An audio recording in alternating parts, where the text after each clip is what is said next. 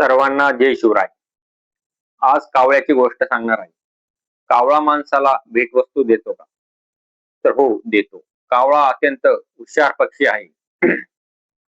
आपण कावळ्यांना दररोज खाऊ घालत असाल तर कावळा आपल्याला नक्कीच काही भेटवस्तू देतो. आपल्या घरामध्ये, गॅलरीमध्ये, गच्चीवर दररोज कावळे येत असाल तर त्यांना खायला धान्य देत जा.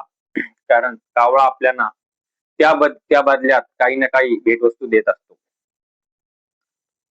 तर काय देतो बघा, कावळ्यांना वारंवार अन्न खाऊ घातल्याने कावळा माणसांना काहीतरी भेटवस्तू देतो, असे वैज्ञानिकांच्या अभ्यासातून समोर आले आहे.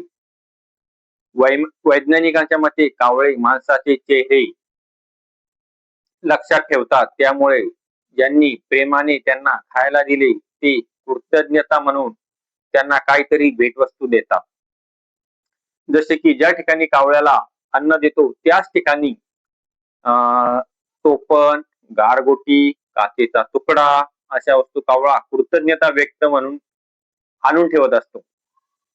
काही हरवलेल्या लोकांच्या चाव्या ते कावळ्याला तोही त्या ठिकाणी आणून ठेवतो. तुम्ही ज्या ठिकाणी त्याला अन्न कावळ्याला खायला द्या त्या ठिकाणी तो अशा चकचकणाऱ्या वस्तू, चमकणारा दगड, एखादं नाणं पैशाचं वगैरे काही पण असू दे, चमकणाऱ्या गोष्टी, रंगबेरंगी दगड ते तिथं आणून ठेवत असतात कावळे.